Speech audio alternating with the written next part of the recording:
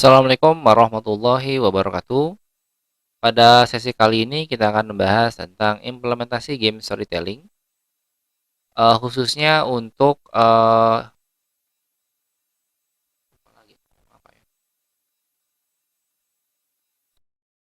Assalamualaikum warahmatullahi wabarakatuh. Pada sesi kali ini kita akan membahas tentang implementasi game storytelling. Nah, jadi kemarin beberapa sesi sebelumnya kita sudah membahas tentang beberapa framework storytelling ya, mulai dari tree structure, mulai dari free take pyramid, mulai dari apa tuh lagi monomyth ya, monomyth dan heroic journey juga proses pembuatan karakter dan world building ya, karakter building dan world building. Nah, semua itu adalah teori-teori yang bisa digunakan untuk pembuatan story untuk di film ataupun di game. Nah, kita akan coba membahas satu saja yaitu tree structure.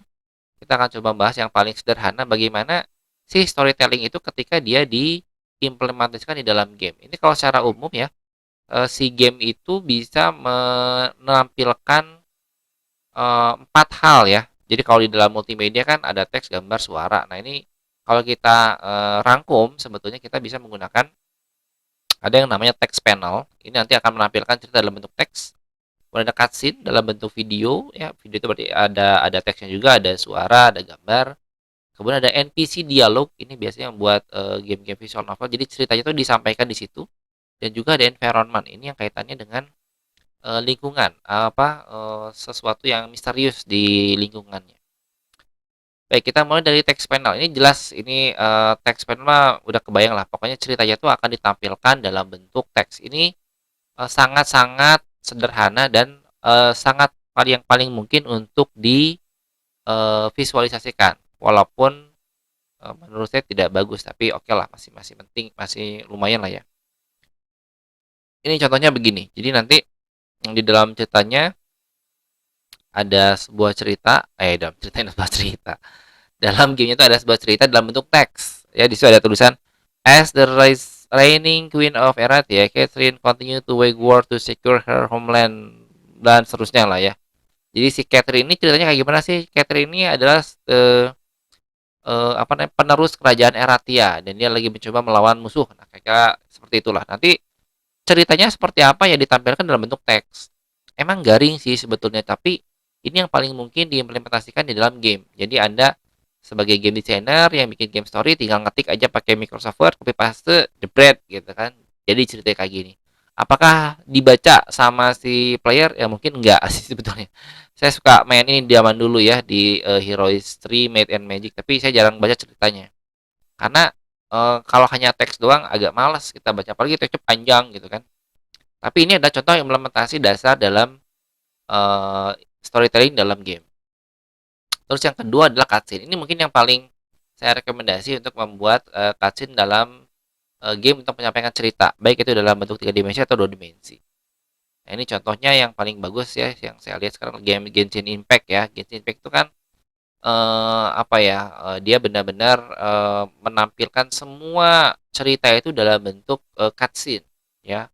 Jadi ini kita tidak perlu banyak kata-kata, tidak perlu banyak komentar, kita cuma nonton filmnya doang, kita udah tahu, oh ini ceritanya begini loh maksudnya gitu kan. Fase-fase penculikan, adiknya diculik sama seorang karakter yang tidak dikenal. Terus ada dialog, ini juga mungkin menurut saya juga salah satu bentuk storytelling yang paling mungkin diimplementasikan, sangat mudah sebetulnya ya. Jadi dalam proses ini dia si karakter melakukan perjalanan di dalam game, kemudian tiba-tiba ada menyentuh sesuatu dan dia harus berdialog. Kira-kira ngapain nih? Ada kasihnya yes or no. Ada visual novel gitu ya. Visual novel biasanya juga ada tuh, ada pilihan. Ini diambil dari game Life is Strange ya. Jadi dia akan memilih branching storytelling. Kayaknya ini branching storytelling tuh. Ketika ditanya sama karakter dia milih apakah tell the truth atau nothing to tell. Nah, ini jadi proses ceritanya ditampilkan dalam bentuk dialog. Nah, ketika dia milih sesuatu maka responnya akan berubah dengan ketika dia milih yang lain.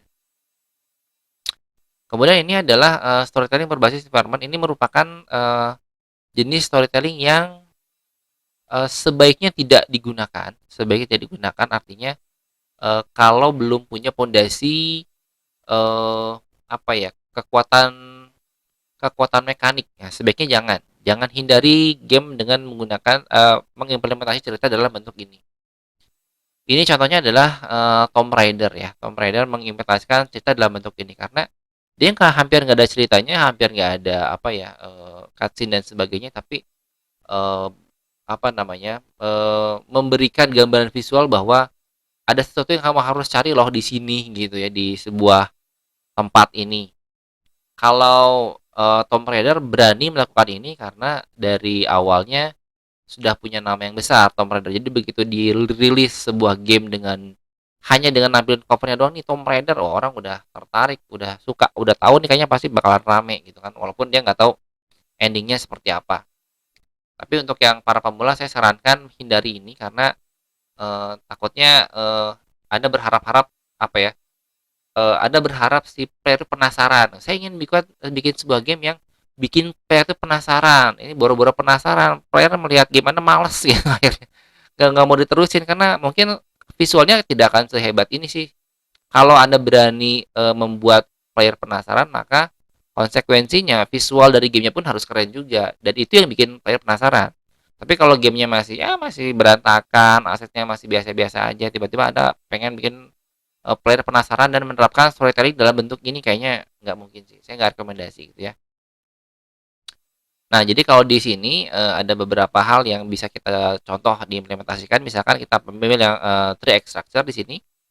Jadi untuk egg yang pertama itu biasanya kan pengenalan ya, pengenalan daripada si ini gamenya cerita tentang apa sih? Nah, biasanya bisa dimulai dari cutscene biasanya. Muncul ada cerita film sedikit gitu kan atau tambahin dialog gitu kan. Nah, baru abis itu masuk ke gameplaynya. Nah, kemudian di egg kedua, kalau misalkan agak malas itu bisa ditambahkan dengan teks panel biasanya. Jadi lagi jalan karakter tiba-tiba muncul ada sebuah info, ini adalah jalan ke kanan gitu kan. Jalan lagi ini jalan ke kiri. Ada informasi dalam bentuk teks panel itu nggak masalah ya. Mau ditambahin dengan cutscene nggak apa-apa. Cuma eh supaya di Act 2 ini kita fokus kepada gameplay, sebaiknya jangan banyak cutscene ya, kecuali memang gamenya agak besar dan memang fokusnya ke storytelling aja tuh. Kayak Genshin Impact kan hampir di beberapa titik ada cutscene terus. Dan terakhir adalah gameplay dan cutscene. Jadi supaya sederhana, yang ada cutscene-nya, yang Anda sebagai game developer Anda pengen bikin film, itu simpan di Act 1 dan Act 3 saja sebetulnya ya.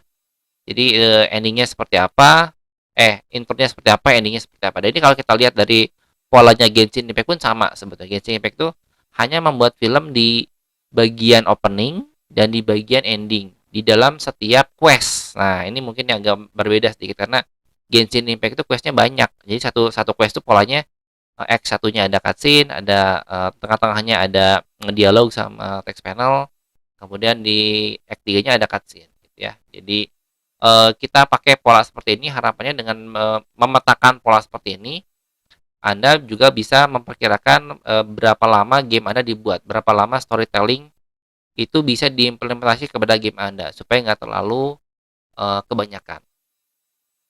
Nah, kira-kira itu yang dapat saya sampaikan pada sesi kali ini. Terima kasih banyak atas perhatiannya. Assalamualaikum warahmatullahi wabarakatuh.